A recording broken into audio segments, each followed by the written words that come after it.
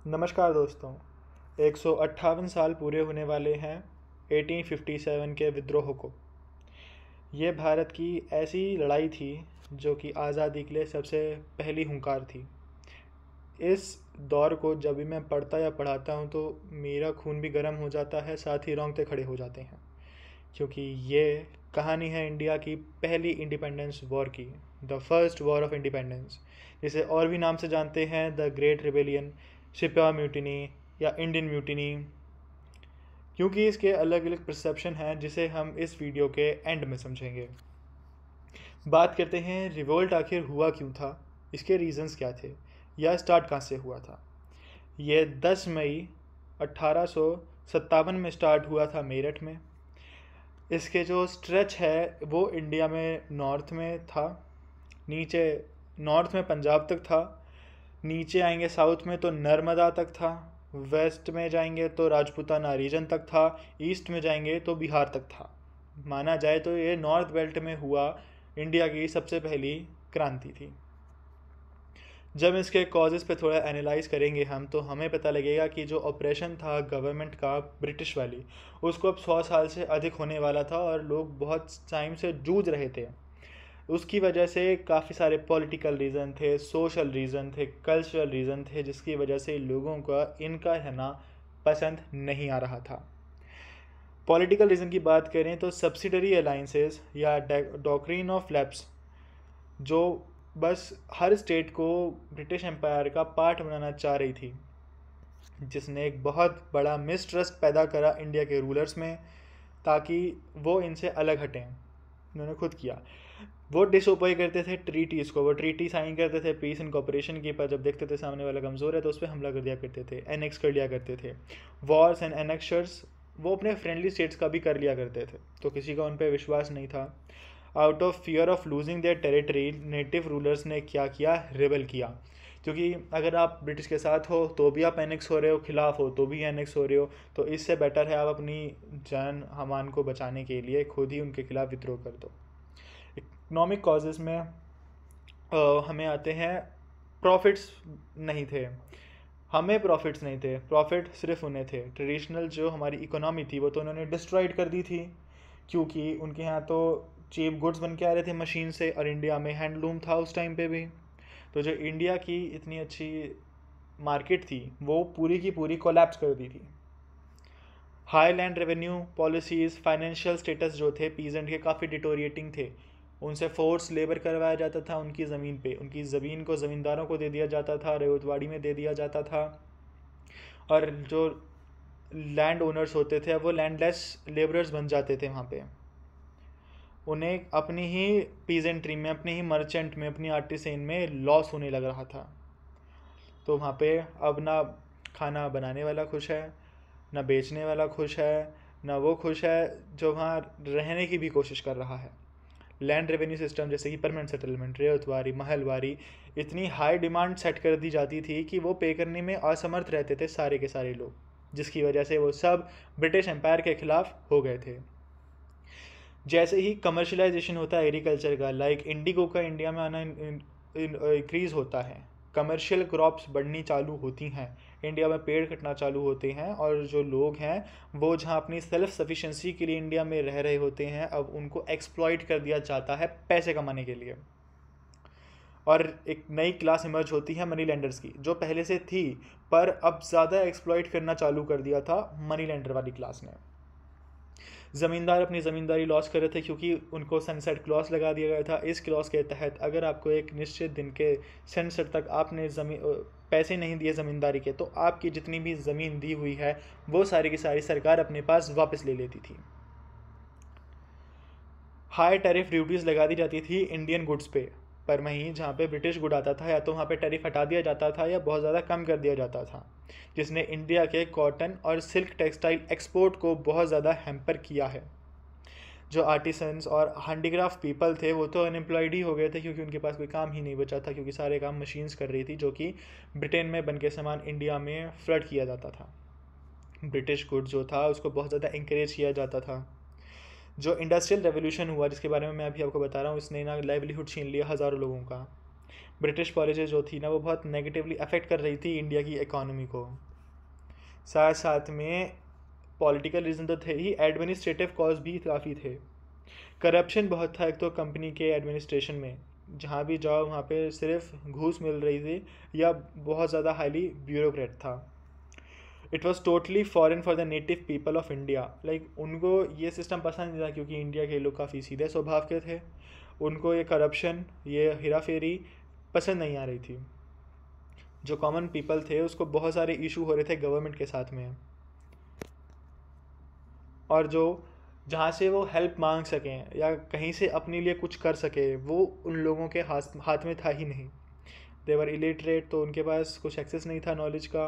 Judiciary जाएं, police जाएं, क्या कर सकते हैं, जबकि ये पुलिस और जुडिशरी खुद इन लोगों को एक्सप्लॉइट करने में लगी हुई थी कॉमन लोग को। तो ये लोग बच के अब जाते कहाँ। सोशल रिलीजियस कॉजेज़ भी थे।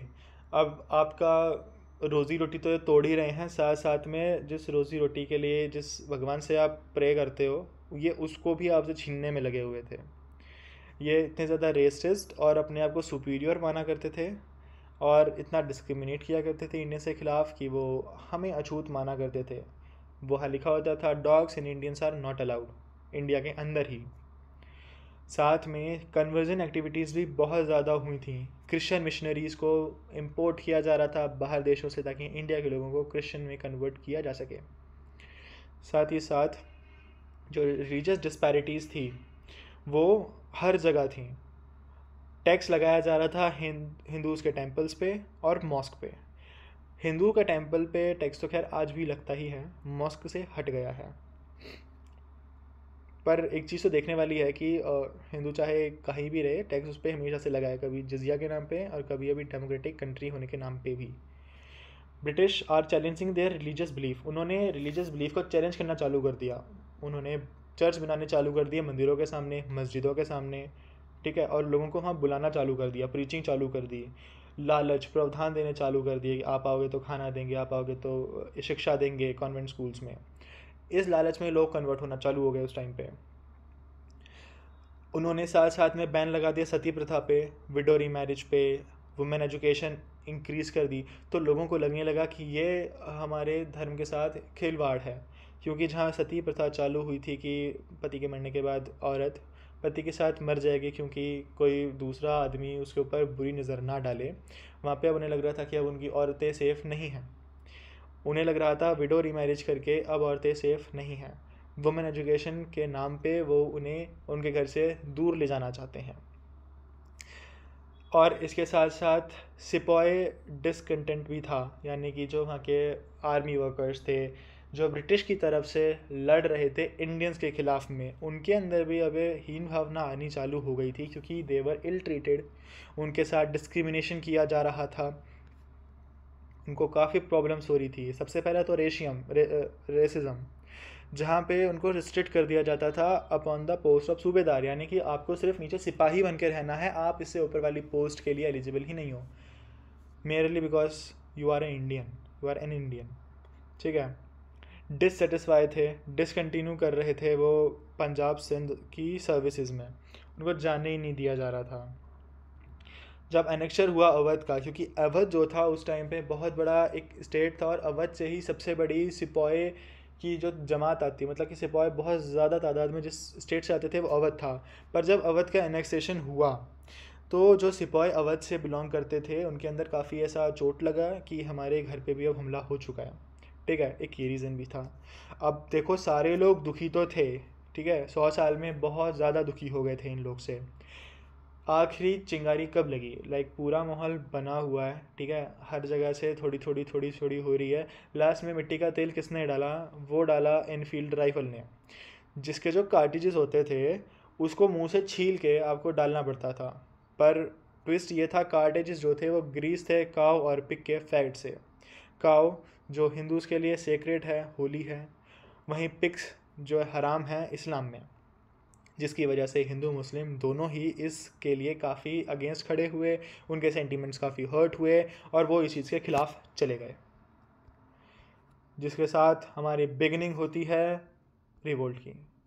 जो कि स्टार्ट होता है हमारा 10 मई मेरठ से। अब एक ट्रिक है इसको याद करने के लिए, 10 मई यानी कि कल की तारीख, मेरठ यानी कि जहाँ पे हमारा CCSU स्टैब्लिश है।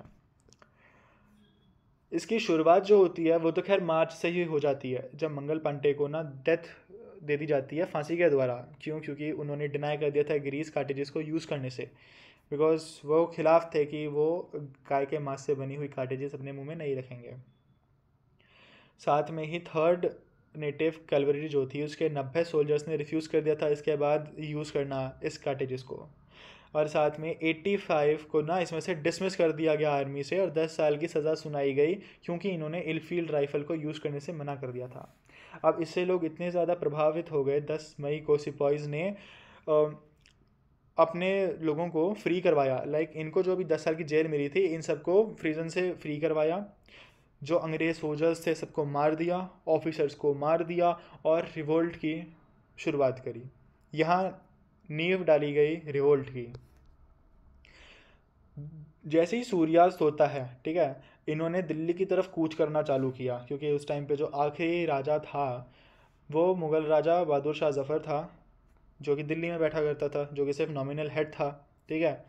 उनको लोकल इन्फेंट्री ने ज्वाइन किया और उन्होंने पूरी दिल्ली का घेराव कर लिया। मेरठ से चलकर रात को सनसेट के बाद दिल्ली का घेराव कर लिया। मुग़ल एम्परर बहादुर शाह जफ़र के यहाँ पे जाके इनको डिक्लेयर किया एम्परर ऑफ इंडिया, और ट्रांसफ़र करनी चाहिए इसे रेवोल्यूशनरी वॉर के तौर पे। लाइक उन्होंने बोला कि ये जो सिपाही म्यूटनी है, यानी कि जो सिर्फ आर्मी का विद्रोह है, इसको एक विद्रोह ना समझ के एक रेवोल्यूशन, एक क्रांति बनाना चाहते हैं। तो सिपाहीज़ के अंडर प्रेशर में बहादुर शाह जफ़र ने लेटर लिखा सारे चीफ को, रूलर्स को इंडिया में, ताकि एक फाइटिंग बैटल ग्राउंड बनाई जा सके ब्रिटिश के खिलाफ, सो दैट हम पहली वॉर ऑफ इंडिपेंडेंस लड़ सकें। जहाँ पे नॉर्थ एंड सेंट्रल ने तो सपोर्ट दिखाया सिपाही रिवोल्ट और सिविल रिवोल्ट के तौर पे, लाइक जिसके जो मतलब आ रहा था वो उस हिसाब से रिवोल्ट करना चाह रहा था। और ये मेनली सेंटर्ड था सेंट्रल इंडिया और नॉर्थ इंडिया में। These are some localities, Delhi, Kanpur, Lucknow, Bareilly, Jhansi, Bihar, ये स्ट्रॉन्ग सेंटर बने हमारे रिवोल्ट के। साथ में हमारे सिंबॉलिक लीडर जो थे वो बहादुर शाह जफ़र बने, ठीक है, जिसकी रियल कमांड जो थी वो बख्त खान के अंडर थी। यहाँ पे कुछ नाम हैं और कुछ छोटी मोटी डिटेल्स हैं, अगर आप पढ़ना चाहें तो ठीक है। लाइक कानपुर से नाना साहेब थे जो लड़ रहे थे, लखनऊ से हज़रत महल, उनका बेटा बिजरस कदर, झांसी की रानी लड़ रही थी हमारी झांसी से लड़ रही थी हमारी रानी लक्ष्मीबाई, बिहार से लड़ रहे थे हमारे कुंवर सिंह जो एक ज़मींदार थे जिन्हें लायन ऑफ बिहार भी कहा जाता है, फैज़ाबाद से लड़ रहे थे मौलवी अहमदुल्ला, बरेली से खान बहादुर खान, मेरठ से कदम सिंह, उड़ीसा से सुरेंद्र सहनी, मथुरा से देवी सिंह, हरियाणा और भी जगह से अलग अलग लोग लड़ रहे थे अपनी क्रांति के लिए। पर क्या हुआ, इस क्रांति के मतलब इस साल के अंत तक ये सप्रेस कर दिया गया बाय द ब्रिटिश गवर्नमेंट और अपनी कंट्रोल दोबारा से रीस्टैब्लिश कर लिया। अब क्यों रीस्टैब्लिश कर लिया उसे हम जानेंगे अगली वीडियो में।